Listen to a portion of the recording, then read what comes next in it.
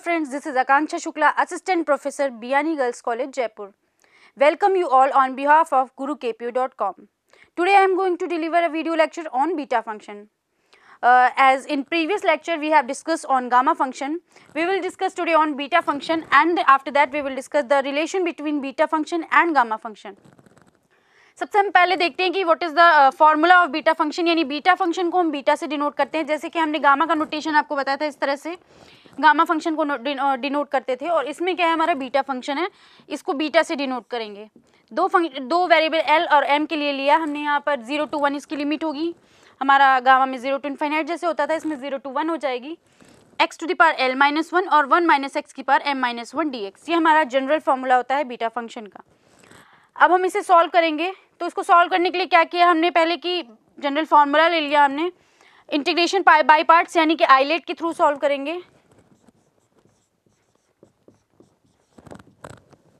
यानी पार्ट्स में हमने कर लिया है, इसको फर्स्ट मान लिया है, इसको सेकंड मान लिया है।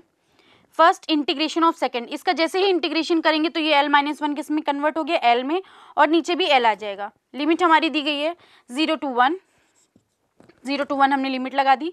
फिर हमने क्या किया है, हमारा फार्मूला क्या होता है, डिफरेंशिएशन ऑफ फर्स्ट, यानी फर्स्ट इस टर्म का हमने डिफरेंशिएशन करेंगे तो क्या हो जाएगा m माइनस 1 और 1 माइनस एक्स की पावर m माइनस 2, और वापस हम इसका इंटीग्रेशन करेंगे तो आ जाएगा x की पावर l और अपॉन में l आ जाएगा। अब जब हम इसमें लिमिट अप्लाई करेंगे तो यहाँ हमारा x की जगह लिमिट हमने यहाँ यदि 1 रखेंगे तो 1 माइनस 1 हो जाएगा 0, और यहाँ पर रखा हमने 0 तो ये पूरा हमारा पार्ट हो जाएगा 0, यानी इसमें दोनों ही लिमिट रखने पे इस पार्ट की वैल्यू आ जाएगी हमारी 0। तो हमने इसमें क्या किया, यहाँ पर अब सेकंड पार्ट को सॉल्व किया तो m माइनस 1 अपॉन l, ये कांस्टेंट पार्ट है तो इसको नीचे लिख दिया, 0 to 1 1 माइनस एक्स की पावर m माइनस 2 और x की पावर l dx। ठीक है, फिर हमने क्या किया, अगेन इसको इंटीग्रेट किया बाई पार्ट के थ्रू ही, है ना, फर्स्ट इंटू सेकेंड लेके जैसे इसमें किया है। तो इसका इंटीग्रेशन करेंगे तो l प्लस 1 नेक्स्ट में आ गया, तो नीचे इसमें l था, l प्लस 1 आ गया। अब इसी तरह से इसको हम और भी तब तक कंटिन्यू करते रहेंगे जब तक हमारा ऊपर वाला पार्ट 3 to 1 यानी कि लास्ट तक पूरा सॉल्व नहीं हो जाएगा। तो हम उसको आगे अब सॉल्व करते हैं, इसको कैसे सॉल्व करेंगे। अब हम आगे बात करते हैं कि उसको हमने क्या किया, कंटिन्यूसली हम उसको इंटीग्रेशन करते रहे बाई पार्ट्स के थ्रू। तो एंड में हम जाके पहुंचे कहाँ पर, m माइनस 1 m माइनस 2, और ये आ गया हमारा 1 तक, और नीचे वाली लाइन यहाँ तक इसका डिनोमिनेटर पार्ट आ गया 0 to 1 x की पावर दिस आ गया। हमने क्या किया, लास्ट इंटीग्रेशन इसका किया, यानी इसको वापस इंटीग्रेट करेंगे तो इसकी पावर एक ऐड होते ही इसमें -1 हो गया, और नीचे भी -1 आ जाएगा, 0 to 1 लिमिट लगा दी है। ठीक है, अब हमने क्या किया, इसमें लिमिट को अप्लाई किया है, तो जब 1 लगाएंगे लिमिट तो यहाँ 1 अपॉन l ये बचेगा, और 0 लगाते ही ये पार्ट 0 आ जाएगा, यानी इसको पूरा सॉल्व करेंगे तो हमारा आ जाएगा 1 upon l plus m minus 1, ये चीज़ आएगी, जिसको हमने यहाँ पर नेक्स्ट लाइन में यहाँ पर लिख दिया इस तरह से। तो ये पार्ट हमारा ये रहा, डिनोमिनेटर में क्या आ गया, l plus 1 l m minus 1 2 और -1 वाला पार्ट। अभी हमारा फुल फैक्टोरियल फॉर्म में कन्वर्ट नहीं हो रहा था, तो हमने क्या किया, इसको फैक्टोरियल बना के इसमें ऊपर नीचे इस चीज़ का मल्टीप्लाई कर लिया, ऊपर भी, और वैसे ही हमने मल्टीप्लाई कर लिया नीचे भी।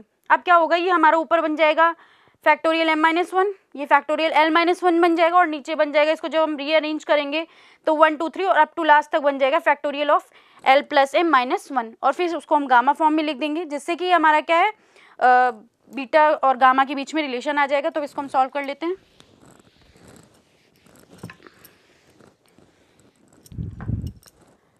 ये हमारा बना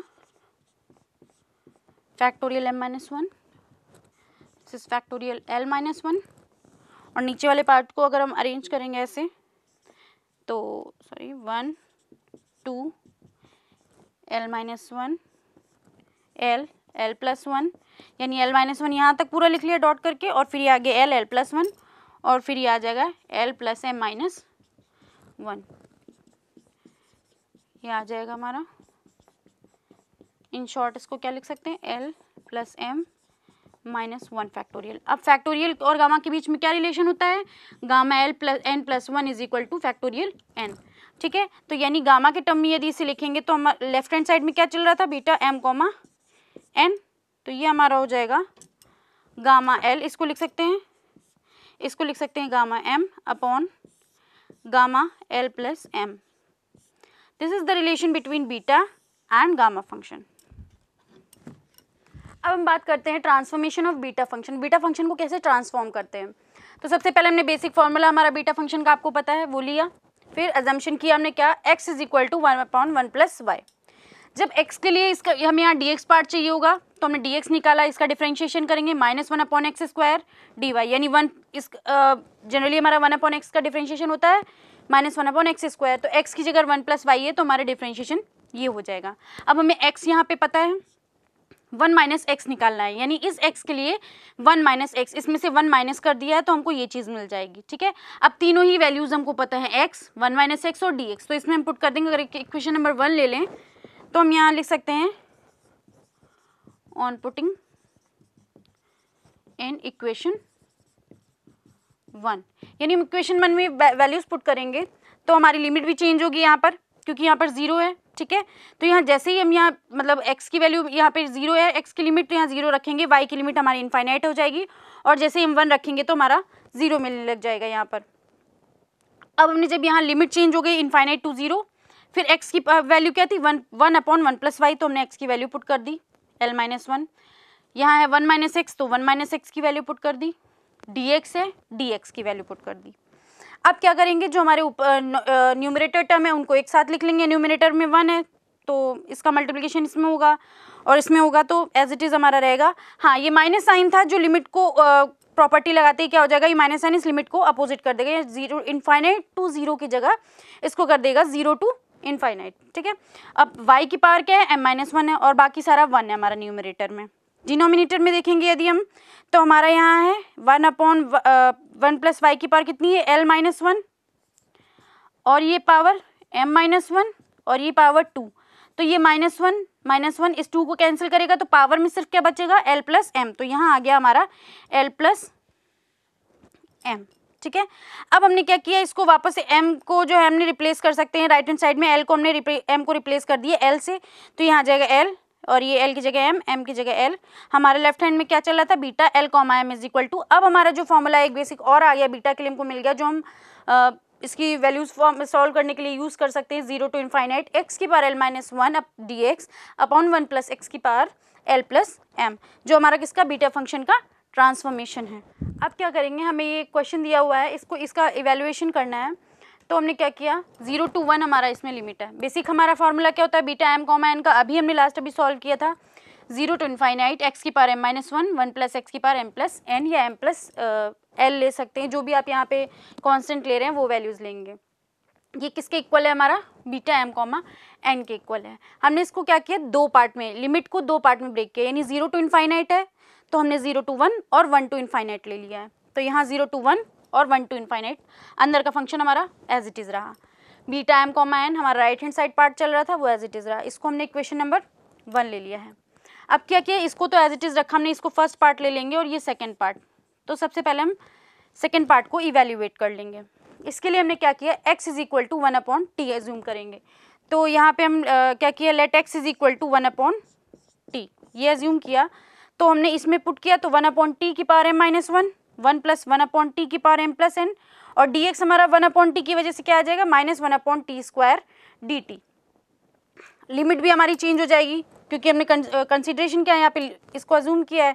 यहाँ पे देखो x इज इक्वल टू 1 है, t की जगह यदि हम इसमें x is equal to 1/t लिया है हमने, हमारा x इज इक्वल टू 1 है तो हमारा t बराबर क्या मिल जाएगा 1 मिल जाएगा, और फिर हमारा x is equal to infinite है, इन्वर्स होने की वजह से हमको लिमिट क्या मिल जाएगी, अपर लिमिट 0 मिल जाएगी।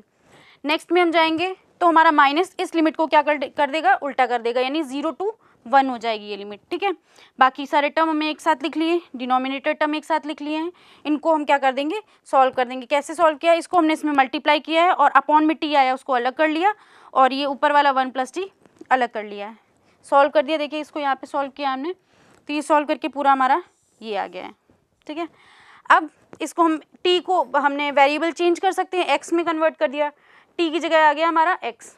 अब ये वैल्यू हमने कहाँ पे उठा के पुट कर दी, इक्वेशन नंबर 1 में। ये किसकी वैल्यू थी हमारी, ये सेकंड पार्ट की वैल्यू थी, this is the value of part second, कहाँ पुट की, इक्वेशन नंबर 1 में। तो इक्वेशन नंबर 1 में ये फर्स्ट पार्ट है, ये सेकंड पार्ट है जो अभी हमने सॉल्व किया है, और इज इक्वल टू में बीटा m कॉमा n आ रहा है। अब हम फर्स्ट और सेकंड को जैसे ही ऐड करेंगे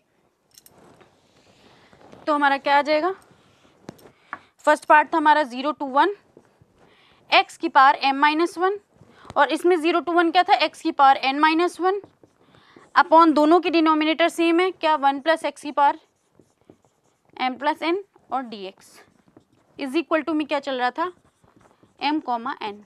यानी हमारी जो ये क्वेश्चन था इसका आंसर क्या है, बीटा m कॉमा एन, यानी इसकी वैल्यू है बीटा m कॉमा एन।